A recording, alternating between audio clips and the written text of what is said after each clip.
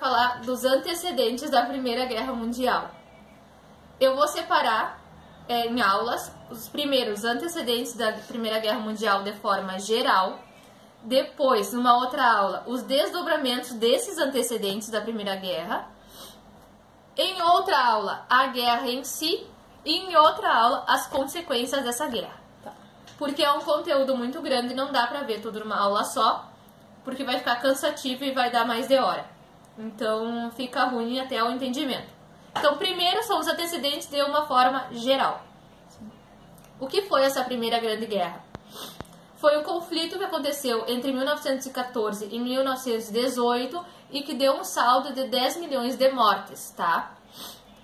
Foi uma consequência de vários desentendimentos e insatisfações ocorridos nas últimas décadas que influenciaram o crescimento e insatisfação na Europa, devido ao imperialismo e expansionismo, tá? Por que chamar de Primeira Grande Guerra Mundial? De Guerra Mundial. Não significa que ela aconteceu em todos os continentes da mesma forma. A guerra ela não aconteceu em si em todos os continentes, só que ela teve consequências para todos, direta ou indiretamente. Por isso chamar de Guerra Mundial. E o nome Primeira Guerra Mundial só foi dado, logicamente, depois da Segunda Guerra Mundial, porque até então não tinha acontecido, não tinha como prever que aconteceria uma Segunda Guerra Mundial. Então antes ela só era chamada de Grande Guerra. Tá. Começando nos antecedentes, nós vamos dividi-los em 4 contextos, tá? O primeiro deles são as disputas comerciais e econômicas. Do meio do século XIX e início do século XX, as nações europeias e norte-americanas, elas presenciaram uma forte mudança no aspecto econômico e industrial da época, tá? O avanço da Revolução Industrial e do capitalismo, que nessa época estava substituindo o feudalismo, trouxe para as nações uma esperança e uma oportunidade de evolução e crescimento econômico, tá? Nesse período, o expansionismo e o crescimento industrial de alguns países fez com que eles se tornassem as potências. Por exemplo, foi o caso da Alemanha e da Inglaterra, que chegaram a ser as maiores potências europeias.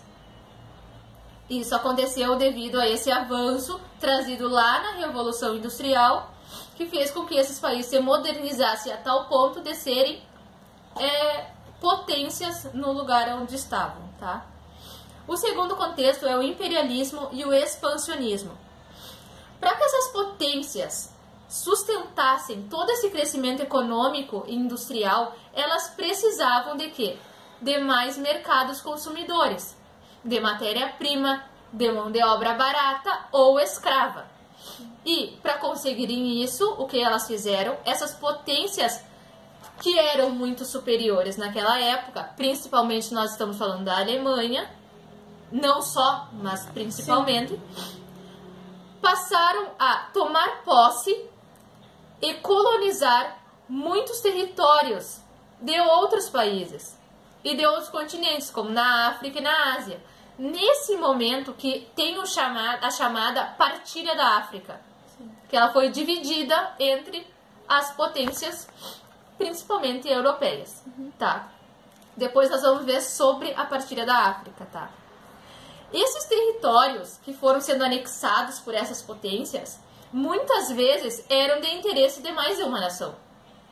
E isso causava muitas brigas, tensões entre os países ou impérios daquela época, tá? Paralelamente a isso, a Europa vivia o que se chamava de Belle Époque, tá? Que foi um período de prosperidade da Europa, antes da guerra. Foi um período fértil na produção artística, cultural e da sua economia, tá? Bom, o terceiro contexto desses antecedentes nós podemos chamar de conflitos e desentendimentos, tá? O principal deles, ou mais falado, foi quando a França foi derrotada na Guerra Franco-Prussiana e teve que ceder ao Império Alemão a região da Alsácia-Lorena, tá? Além de pagar indenizações E tudo isso causou um enorme sentimento de revanchismo na França.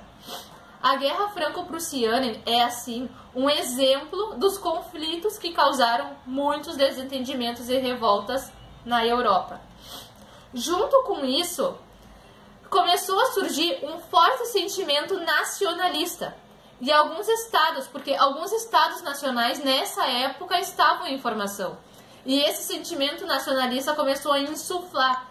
E isso deu choque com muitos outros também sentimentos nacionalistas que estavam surgindo em outros países ou territórios que estavam se formando como estados que conhecemos hoje. Sim. Tá? O quarto contexto disso foi a paz armada, ou também chamada de corrida armamentista. A paz armada e corrida armamentista marcaram um período em que as potências europeias estavam se armando e se preparando para possíveis guerras. Então, as nações e impérios, elas procuravam estar preparadas para se defenderem. Porque justamente elas estavam no imperialismo, no expansionismo dos seus territórios. Então, era lógico que guerras e conflitos, eles eram prejudiciais e eram inerentes, elas iriam acontecer. Sim. Porque no momento que eu quero um território e esse território é de outro império, sim, vai gerar... obviamente vai gerar um conflito. Então, por isso que chamou-se essa paz armada ou corrida armamentista. Elas todos foram se armar porque sabiam que guerras eram inevitáveis. Com isso, nós podemos compreender que a Primeira Guerra Mundial, ela não foi causada por conta apenas de um único motivo, tá? Ela foi uma sequência e um acúmulo de motivos que cedo ou tarde iriam causar algum tipo de conflito maior, tá?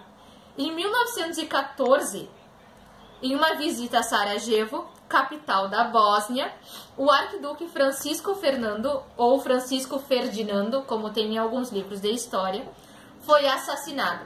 E isso causou um efeito dominó de declarações de guerra entre as potências europeias. Não significa que esse assassinato aqui gerou a guerra. Mas é que, como nós vamos ver depois, nos desdobramentos dos conflitos e desentendimentos que antecederam essa Primeira Guerra, nós vamos ver que esse assassinato foi como a gota d'água para que todo mundo explodisse na guerra. Sim. Aqui começaram a surgir as alianças militares, que depois nós vamos ver elas na guerra. As alianças militares, elas surgiram nesse contexto, tá? E a guerra, no início dela, ela trouxe uma ruptura do mundo clássico para o mundo moderno e contemporâneo. A bela época que existia na Europa, ela terminou com a guerra, que era um modelo mais clássico, e surgiu um modelo mais moderno e contemporâneo. Então, assim, os antecedentes da Primeira Guerra, como a gente viu, eles remontam lá à época da Revolução Industrial. É importante salientar que nesse período aqui, os países europeus não eram como nós conhecemos hoje. A maioria era império, eram reinos, eram principados, ducados, que estavam recém nessa formação de Estados-nação. Tá? Então é esse o contexto aqui que antecedeu o que nós chamamos de Primeira Guerra Mundial. Na próxima, a gente vai ver principalmente sobre a Guerra Franco-Prussiana, que foi como um desdobramento dos conflitos e desentendimentos que aconteceram. Também o que foi chamado pan-germanismo, o que foi chamado o pan-eslavismo e como estava a Rússia nesse contexto, para que a gente possa entrar definitivamente na guerra. Só que eu explicar isso agora vai ficar uma coisa muito demorada. Sim. Compreendeu? Compreendi.